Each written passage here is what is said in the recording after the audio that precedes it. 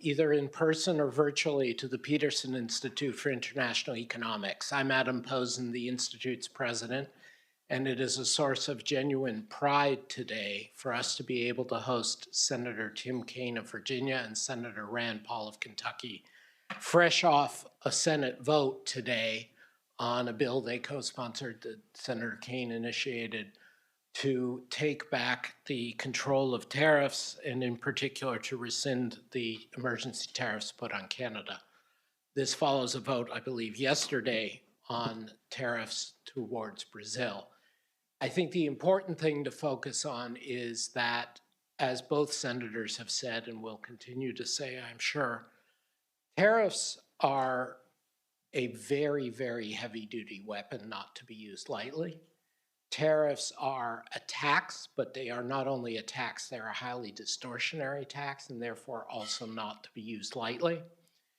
Tariffs are explicitly in the Constitution the purview of Congress and not of the president. It's about as clear as anything in the Constitution there is. And increasingly in recent times, as part of their general standing up for rule of law, the senators we're privileged to have with us today have spoken about the excessive use of emergency powers. The words emergency, national security, economic emergency have to have some meaning, legal and substantive, and not be an open window. I am thrilled that we at the Peterson Institute for International Economics, which have provided substantive economic and policymaking work through the years, to support the idea that Congress has a responsibility and that these responsibilities need to be met through fact-based, nonpartisan discussion, fitting of what at least used to be called the greatest deliberative body on earth.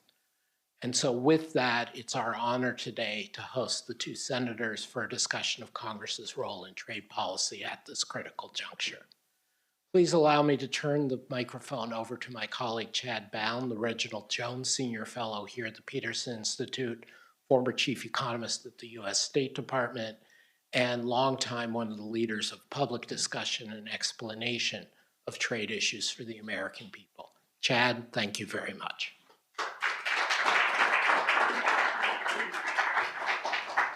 You can go around that way. Okay.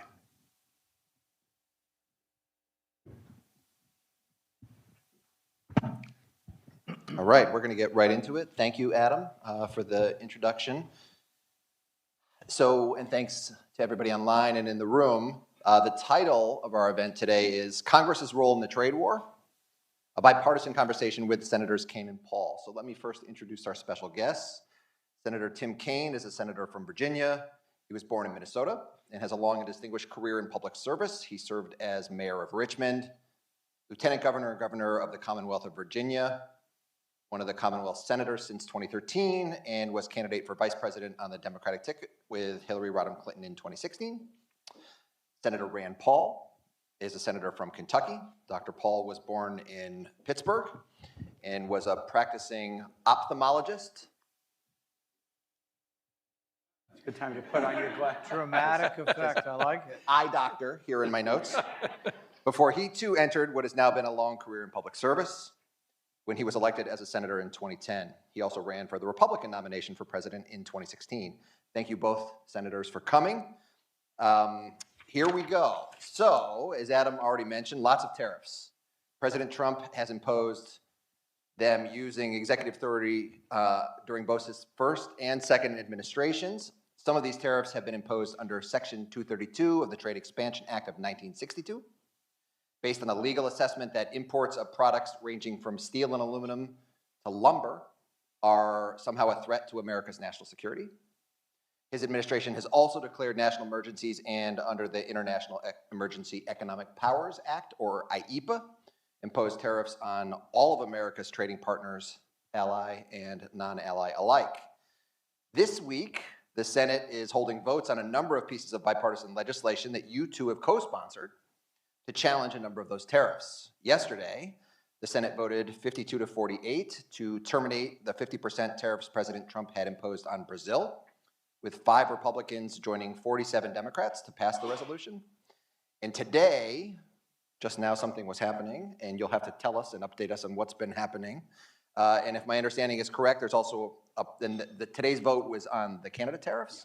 And then there's, if my understanding is correct, there's a plan to vote this week on President Trump's global tariffs as well.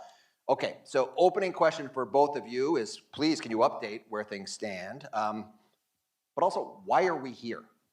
Why are you advocating this piece of legislation? What are the arguments that you're putting out there? And so maybe we'll start with Senator Paul.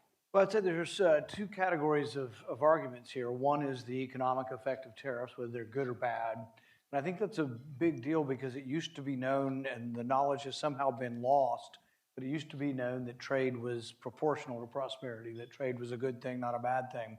And it was pretty well generally known, and that knowledge is being lost. The second argument, though, is whether or not one individual should be able to do this through emergencies. And when I heard there was emergencies, I thought, oh, you mean war or a tornado or a famine. I didn't realize that trade policy with over 120 some odd countries is an emergency. So it's a misuse of emergencies. And then built into that is yet another debate, and that's over whether or not we should allow emergencies to occur that can only be stopped by a supermajority. So we won yesterday, we won today. But if we were to win in the House, he would veto it, and then it would take a supermajority. It would take 2/3 to stop an emergency. So I actually have a bill that reforms the emergencies and says if a president declares an emergency, it would actually take an affirmative vote by us to continue beyond 30 days. Then we would reverse this, and a presidential veto wouldn't have to be overcome. So there's sort of three arguments. We'll get more into it, and I'll turn it over to Tim. But economic, constitutional, and emergencies, and tied up in all of that. And so the reason we were able to get the vote, though, is it was a privileged vote, meaning they couldn't stop. They weren't excited about the vote, but they couldn't stop us from having the vote because it was a privileged vote. Tim? Yeah, I'll just focus on the economics of it. So I'm from Virginia, and maybe because of that, I'm a little more in the pro-trade camp than a lot of folks on the Democratic side. We have one of the busiest ports in the country, the Port of Virginia. We have an international airport, Dulles, 400 plus flights a week to foreign cities. 1 out of 9 Virginians was born in another country. So we have all these global touch points, and that makes us a state that has really done well by trade. We've gone from bottom quarter per capita income when I was born to top quarter per capita income. I think, frankly, trade and immigration are two of the great reasons. There are other reasons too, but trade and immigration are two of the great reasons for it. So I tend to be really pro-trade. I think tariffs have a role, but it's a real, like an X-Acto knife or stiletto. It's a very specific tool to use under specific circumstances. And when you use them in just this kind of gross, indiscriminate way, you really just completely screw up the economy.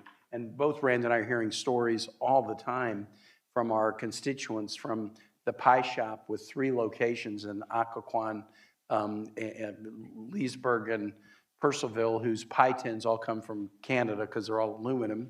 You see their pie prices going up, to all the farmers whose commodity prices have been flat, but they have to use fertilizer, and the biggest ingredient in fertilizer is potash, and 80% of it comes from Canada. So we're hearing all these stories about the economic devastation. What's it good for? Nothing. And just to say one other thing, on the global tariffs, we won the Brazil tariff one yesterday, 52-48. We're going to win the Canadian tariff one today, although the vote is still going on, but we're picking up 4 Republicans and the Democrats. We'll have a vote on the global tariffs tomorrow. And again, these are all imposed by emergency. In Canada, there's a fentanyl emergency. No, there's not. There's a fentanyl emergency, Mexico and China. But it's not Canada's fault. More fentanyl goes from the U.S. to Canada than vice versa. There's an emergency in Brazil. What's the emergency? They're prosecuting Bolsonaro. Wait, how's that an emergency for the United States? IEEPA is only to be used to counter an extraordinary and unusual threat to American national security, foreign policy, and the economy. How's Brazil's prosecution of Bolsonaro an extraordinary threat to U.S. national security or the economy? And then the global tariffs that we'll vote on tomorrow, and I think we will also win that one. The president, the emergency that the president said was trade deficits. Now, trade deficits, okay? The president had his Liberation Day announcement, And the trade deficits were trade deficits in goods. He didn't put the numbers down for goods plus services. We're not living in the 19th century anymore. I mean, the economy used to be a goods economy. It's a goods plus services economy. Now the president never talks about that. All of the information on trade deficits looks much better for the United States when you add in services. The president didn't adjust the trade deficit numbers by population. We got to put a tariff on Vietnam because we buy more Vietnamese stuff, so you should buy more American stuff. Well, wait, their population's 1/3 the size of the United States, and they don't have the purchasing power that Americans do.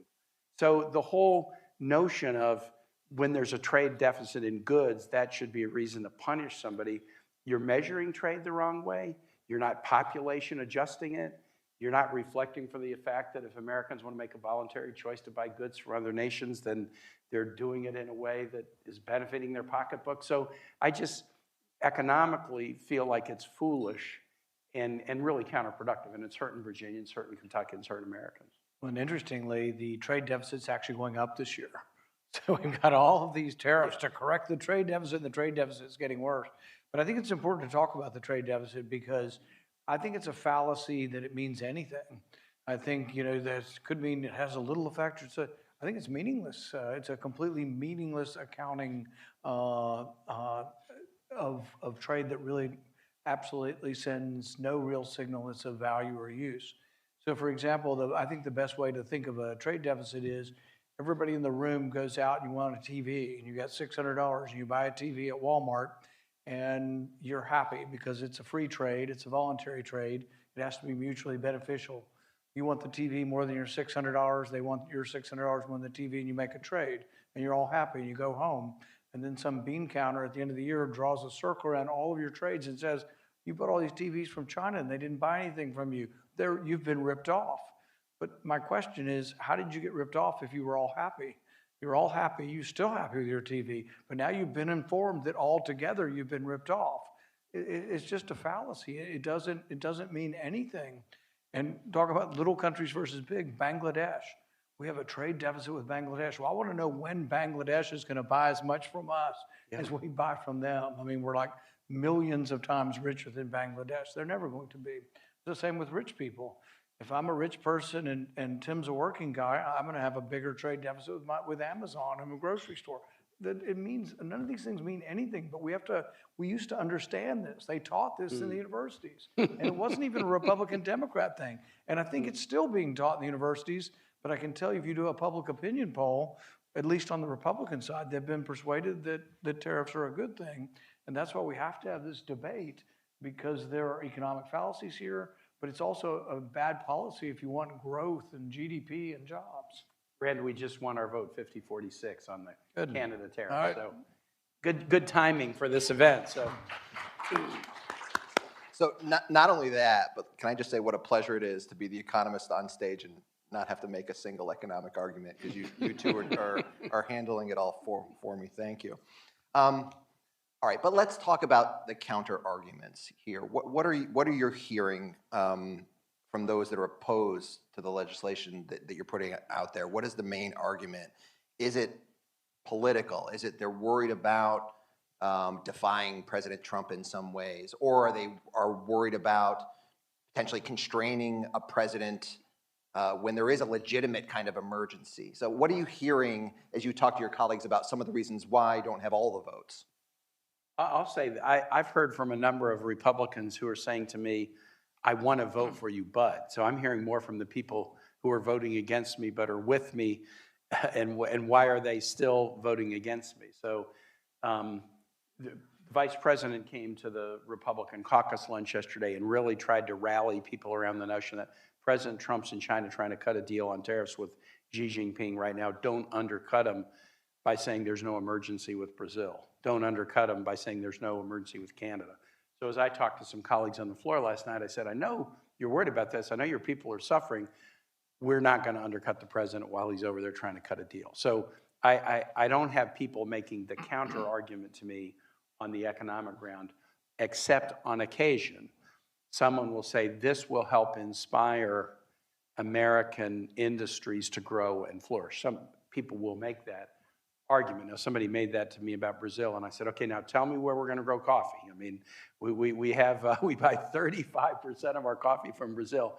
If we grow every acre on Puerto Rico and Hawaii in coffee, that will meet 1% of the American demand for coffee. So sometimes tariffs are used to justify the growth of a domestic industry, but a lot of these tariffs are being posed in ways that clearly isn't the goal. You know, the president says that tariff is his favorite word, and he loves tariffs, and tariffs are always good, except for, well, maybe sometimes for the farm economy. So they can't get away from admitting that the farm economy really is being devastated by this, and mostly not in a tariff way, but in a trade war way. China used to buy a lot of our soybean. They bought $13 billion worth last year. This year they're buying zero, but it is in retaliation to the tariffs that we put on their goods. And this is where it's tricky because there's a lot of farm states, and most of the farm states are now Republican, and they will all tell you, and they tell the trade representative in our private meetings, they're unhappy. They want something done about the soybean, but they're unwilling to cross the president. And it's that line of crossing the president. I think if the farm economy worsens, they're going to try to bail it out, and maybe they can, but there's a possibility that it gets so bad that they can't escape it. There is a point at which then maybe some of these people who say they are free trade actually begin voting to end the emergencies. We're not quite there yet, but it's funny how people say, well, you know, I'm taking a difficult stand as a Republican up here. Maybe, and it's not that popular, but when I go home, I meet with the farmers. They still are pro-trade. They're being hurt, and they know I'm on their side. I meet with the bourbon industry. Canada's not buying any bourbon now, and it's even worse than the tariffs once again. It's not a tariff on bourbon.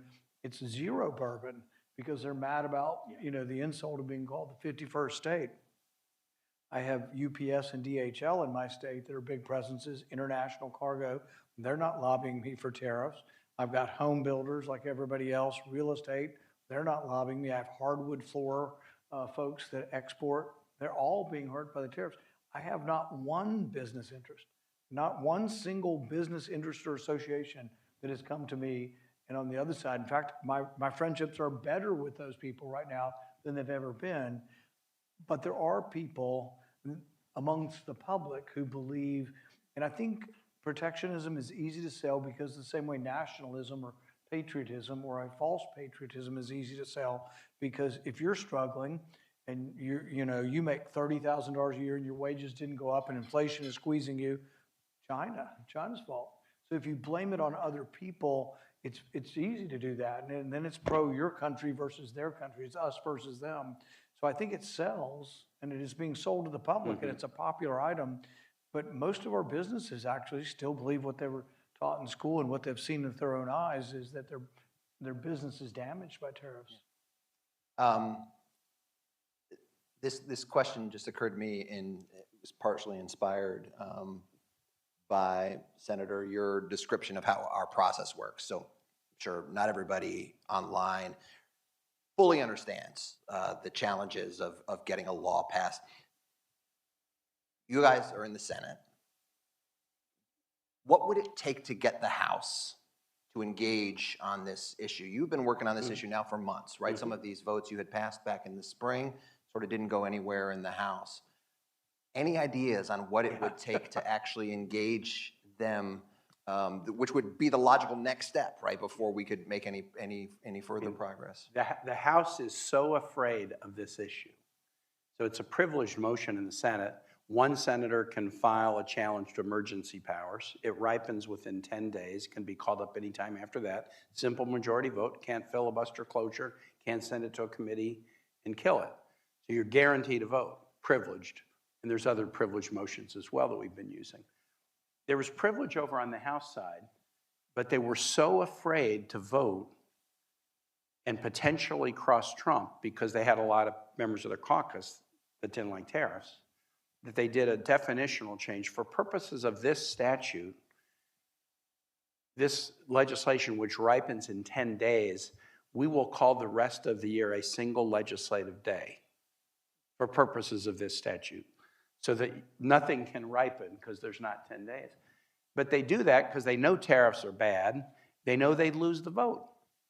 Now, that doesn't mean the House can't can't take it up. It just means that it doesn't automatically come up via privilege, so a discharge petition or something like that could force this issue. And this is interesting because the reason it's privileged, which means they can't stop it, leadership doesn't get to stop it, it comes forward, is this was a reform of the emergency powers in the 1970s. They thought presidents were too powerful and they wanted to limit their powers. And so one way of limiting it was to say it would be an automatic motion. One member can bring it up and it has to be voted on. Same in the House. And they've done, the joke always has been that legislatures can determine that night is day and day is night. But now we know legislatures can determine the day, that a week is a day or a year is a day. But it is crazy, and it goes against the spirit of the law, because the spirit of the law was to rein in emergency power, and so there has been no vote. They have prevented this vote over there. But really, it probably takes 4 or 5 Republicans with courage for it to change. The Republicans had to vote, every one of them, because there's like a 1 or 2 vote margin. Every one of them had to vote to allow this rule to occur. Now, from talking to colleagues over there that would like to see the emergency vote, they tell me that many people voted on the rule. And when you vote on the rule in the House, you typically vote with your party, almost always. Sometimes people vote against their party, but rarely. They all just voted for the Republican rule, but they didn't even know what was in the rule. And this was an extraordinary thing. It's been around long enough now, they know it's in the rule. And the next time it comes up, we need 4 or 5 Republicans over there to have courage. And there's enough economic dislocation in the farm market that maybe some congressmen in farm states will have courage to do it. I think there is a chance we could, and that's why we have to keep fighting here. And sometimes people in the hall, the reporters say, why are you doing this? You know you're going to lose. I said, well, no, we're going to win before we lose. But they don't understand that it isn't always about win or losing. It's about the idea of, are tariffs good or bad? Is trade good or bad? And it is ultimately, you have to build into something that may ultimately be a victory 6 months from now, or if the economy worsens, we'll have set up the predicate for how we do something on this. Okay, I have one more question, and then we're going to turn it over to the audience. So audience, be thinking of good questions, and we have a mic there that you'll be able to ask them from. One of the things that you mentioned, Senator Paul, was you also had a bill, a separate bill that looks at the reform, the general question of emergencies, and that made me think of a lot of the conversations that I've been having recently with foreign officials that look at what's been happening here in the United States over the last year or so now, and have thought to themselves, and so this is a question that's not about this set of tariffs, or, what you're doing on this piece of legislation, or even the Supreme Court and their judgments. It's really the question of, how does anybody now negotiate long-term agreements with the United States that would be durable and that would be even in our own best interest, right? Trading partners are wondering if a new president can come in and just rip them up. Why should we bother sitting down to negotiate something that would try to be durable? So what's the role, more generally, stepping back from this, for Congress to potentially change the president's authority when it comes to tariff setting? Tell us a little bit more about the other pieces of legislation that you might be working on in these areas. Well, some who have acquiesced in this say that that Congress can delegate their authority, but there's something called the non-delegation clause, or the non-delegation theory, is the idea that you can't give it up. I can't just say, well, the Constitution wanted to give the taxing authority to Congress, but I'm just giving it to the president. The problem is over about a 70-year history, we kind of did this. And I've even voted for trade deals because I thought the president was going to sign a trade deal that was beneficial to make more trade. And we give up some power to have a single entity negotiating that. So the history from World War II on was giving some authority through these deals, mostly to lower trade barriers. And they mostly did lower, but now they're being used in the opposite way. I think that, the whole idea of whether this is done through emergency or going back to the traditional way, doing it through emergency, which could well be overturned, and I think the likelihood is the Supreme Court is going to overturn this. I don't think they're going to say it's unconstitutional. I wish they would, but they always kind of tend to go to a more narrow doctrine of not going to the constitutional question. I think they're going to say IEPA doesn't cover tariffs, and it didn't authorize you to do this. I think they're going to narrow it, and the 5 companies that sued are going to be given their tax money back. But I think in general, you're already seeing the Trump administration argue that other laws are supporting their tariffs, not IEPA anymore, because I think they know they're going to lose. Yeah, I think that's right. And your question about allies wanting to count on us. I mean, I'm on the Foreign Relations Committee. Rand has been on all the national security committees during his time. We get these questions all the time. We got to have reliability. And we hear those from businesses on our own shores. I've got a lot of businesses that want to invest in expansions, but they say, but I have to wait till the dust settles and I know what the rules are. In this tariff regime, which is so chaotic, we'll impose them, we'll delay them, we'll negotiate, we'll give an exception to this country, but not that one. We'll cut a different deal with country Z than country X. We'll give an exception to a company and not to other companies. We'll give an exception to a company that says nice things about us or gives us a gift, but if you say something negative about us, you're probably not going to get the exception. So it's just a rolling set of chaotic indecisions that make it very difficult for our allies to figure it out. So Rand's bill on the emergency power, which would basically say, the president can declare an emergency and do the things that the statute specifically allows, but that emergency would expire unless affirmed by Congress. I think that's the right way to go with emergency powers, because if it's a true emergency, Congress is going to say, yeah, it's a war, it's a pandemic, it's a hurricane, it's an emergency. We do that all the time. We do emergency relief bills all the time.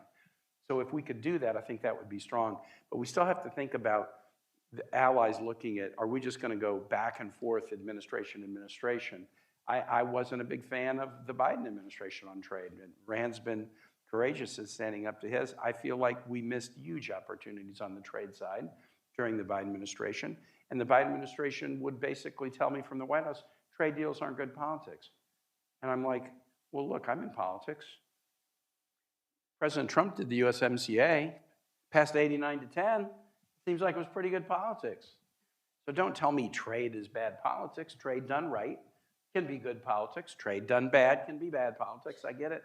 But we lost opportunity to grow on the trade side during the Biden administration. And so no wonder the allies are concerned. The whipsaw effect, or is there kind of an anti-trade attitude generally in the American political atmosphere that makes them nervous?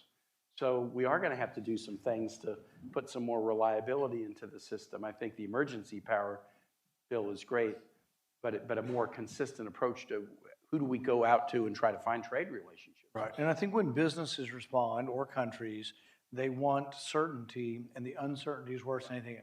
I am ideologically opposed to a lot of taxes and regulations and stuff. Most business people aren't as ideological as me. They just want to tell me what it is, I'll pay it, but they don't keep changing it each day. Like the bizarre notion of 10% more on Canada, 50% more on Brazil, and then that you're having to measure every nut that comes out of Mexico and every bolt that comes out of Canada on a car, that is very, very disruptive. The other thing about this, though, is what it leads to is this, I think of it as sort of like the odor of Soviet industrial policy. The idea that, and I see this, the trade commissar comes into my caucus and everybody's like, can I kiss your ring? Do I need to get on one knee? And they say, oh, we love you so much, and we love the president. Of course, we love the president so much. But you want us to build things in our state, and we're willing to. And of course, we want to do what you want us to do. We want to do what the industrial, but to build stuff in our state, we need an assembly line and we need robots to make the robotic line.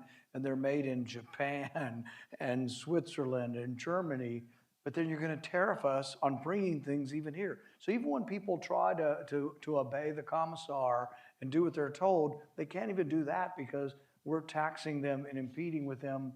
You know, you think even if you were going to do this, and I'm not for this whole regime, you would exempt people buying machines to build stuff in our country, but they're not doing that unless you know somebody. So if you know Castro or Castro's brother or you're his cousin, you're going to get an exemption. But if you don't know somebody, and so if I have a new startup company, there's no way I'm getting into a senator or getting into the trade representative. If I'm a gazillion-dollar big conglomerate, I might have a chance, but this isn't the way the marketplace should work. You should not have to beg for permission to trade and be successful in selling things. One of the other things I heard you say there, and then we're going to open it up so folks can go up to the mic, as somebody who has done nothing but, I feel like, study supply chain disruptions over the last 5 years, essentially, from the onset of the pandemic, you realize that every one of these things is different. the companies are working hard, but oftentimes they don't know what their own vulnerabilities are. And the idea that folks in positions of policy are going to be better informed than them about the day-to-day operations is tough. So a lot of things can go wrong if you just start making decisions out of the blue. Well, yeah, and here's something that goes wrong. Trump term one, a lot of businesses did respond, move your supply chains out of China. Okay, we're in Vietnam now. Vietnam's going to end up with a much higher tariff than China. So, I mean. That impacts whether they'll make a similar decision the next time around or whether they'll wait and do nothing. Okay. Questions from the audience? Go ahead, Brooke. And please, as you stand up, and this isn't just for Brooke, I forgot to say it to everybody. Please ask a question, don't give a statement, and first identify to yourself who you are to all of us. For that, oh, there we go. Thank you for that introduction, making sure that I don't make a comment. So I'm interested in kind of a, thank you. My name is Brooke. I am a trade economist. I also grew up in Pittsburgh, and now I am one of your constituents. Thank you, Brooke. Interested in kind of a broader view for just a quick second. So the reality is that manufacturing has evolved to be more automated, which is fantastic, but it has changed the economy in a really fundamental and interesting way.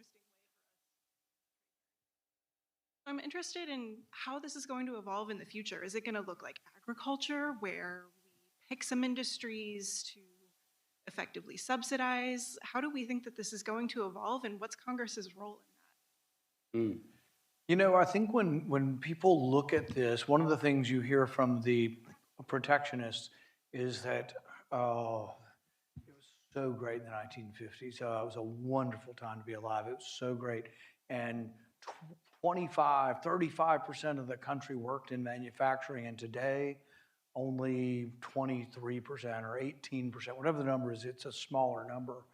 And so I think we need to counter these. So in 1900, 75% of the people worked in agriculture, only 1.6. So it must have been so much better in 1900 than it is today. No, it's a function of the evolving economy that certain sectors will become more productive from automation and all kinds of other things.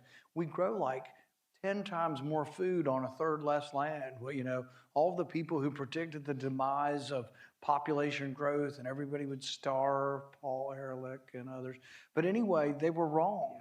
But, you know, it moves around. But even on manufacturing, the statistics are important. I think it was from 1950 to 1975, manufacturing output went up like 138%.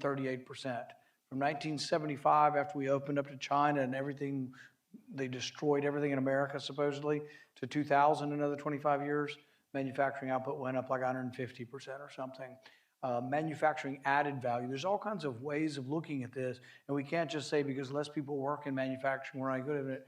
I think we're the second biggest exporter in the world, right? China's the biggest, we're second biggest.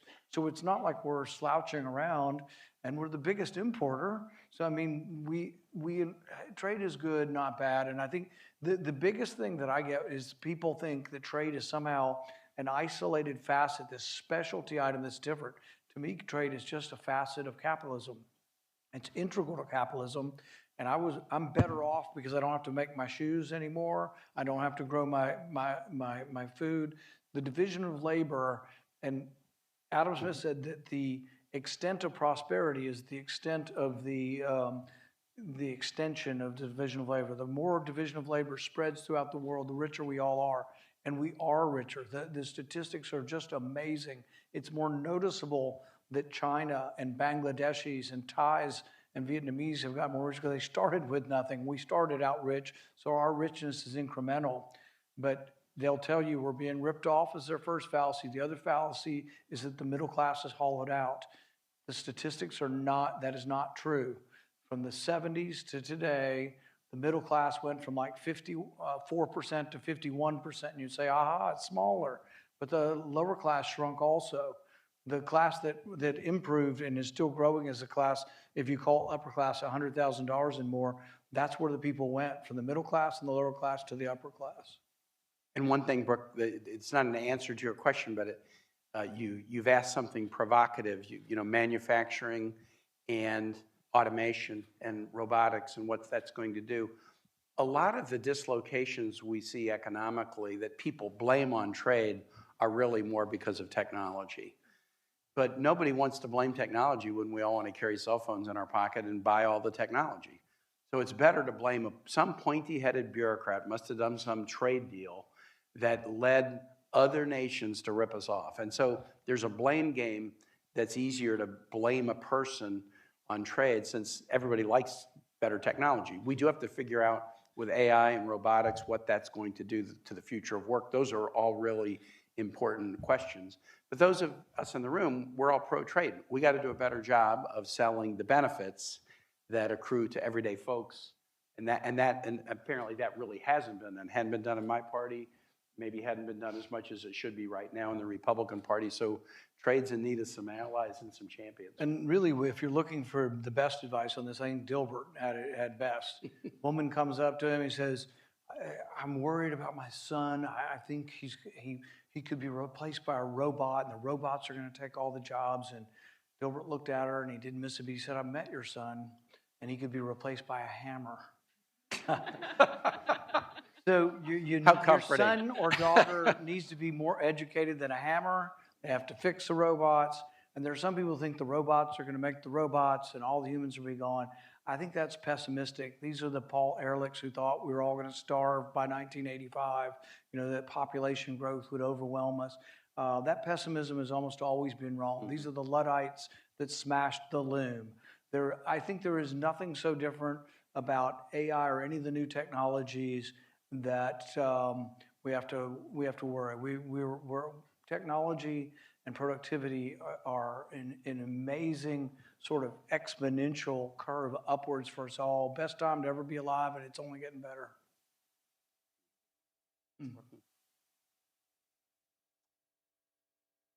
Hi, thank you for being here. My name is Mary Lovely. I'm with the Peterson Institute. We used to think of politicians as being mercantilists and talking about exports at the expense of imports. But strangely enough, we don't hear anything about exports anymore. Yet we've kind of embarked on this dramatic national program of raising the relative prices of the things that we don't do so well, things we import, at the expense of the things that have made us the world's second largest exporter, as Senator Paul said.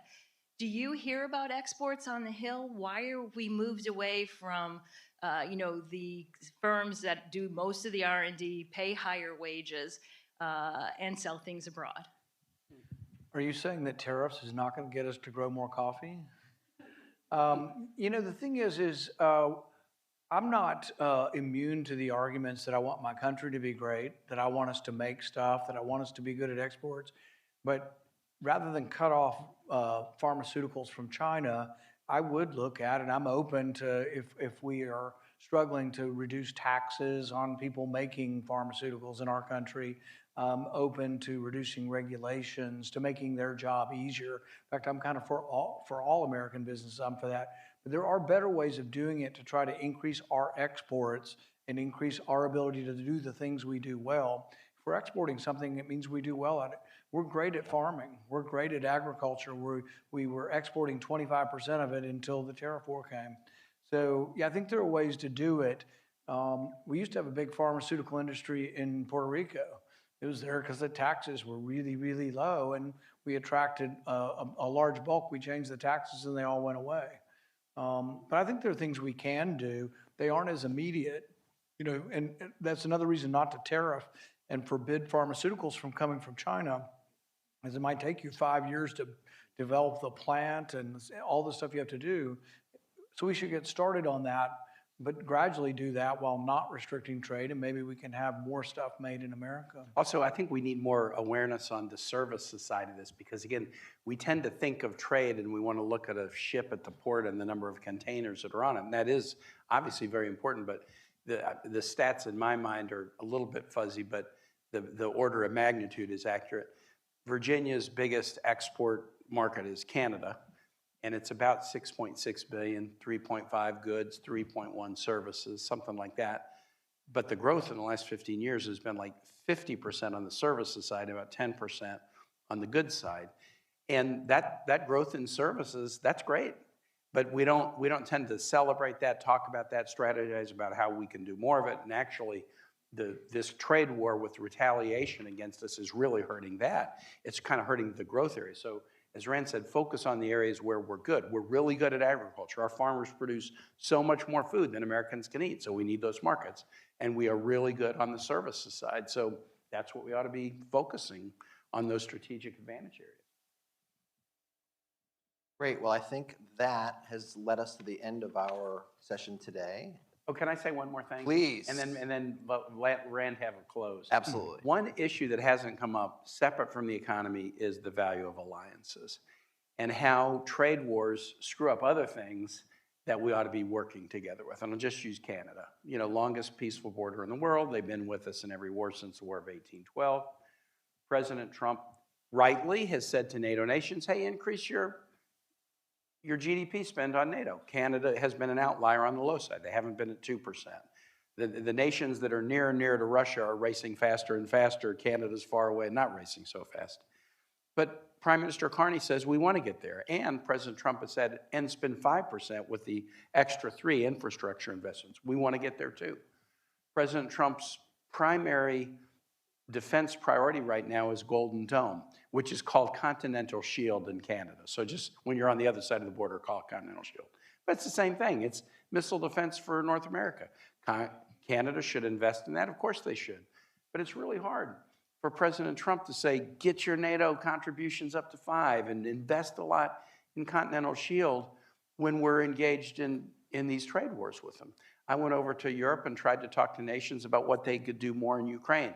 Yeah, before we want to talk about that, we want to talk about why you're making it hard for the new German chancellor to achieve the one goal that he has, which is restart the German economy, which has been in the doldrums since 2019.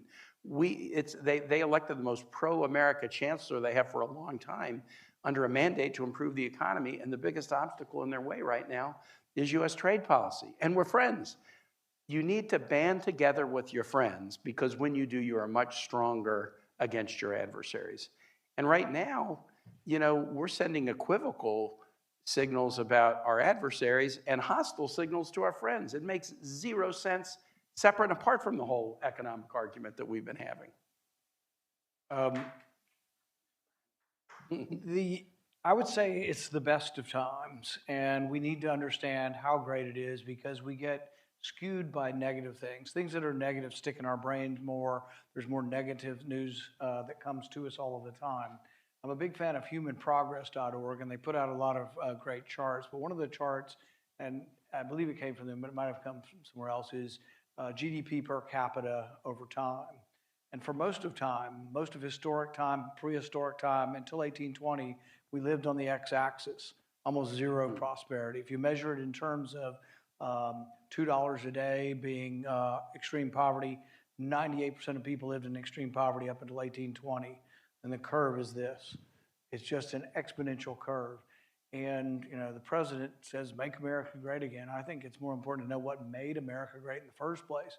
What made us great, from my perspective, is capitalism, which to me is freedom, voluntary exchange, but also trade, which is an integral part of that. And the wealth is enormous. Today, less than 10% of people worldwide live on $2 a day.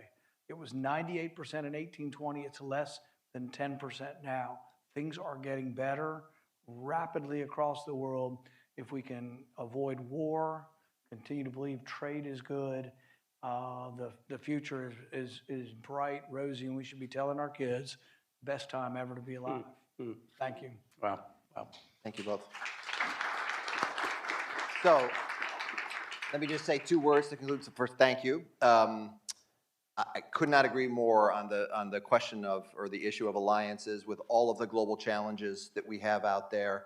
I left office in January, and at that stage was working with partners and allies all around the world on common challenges, economic and foreign policy.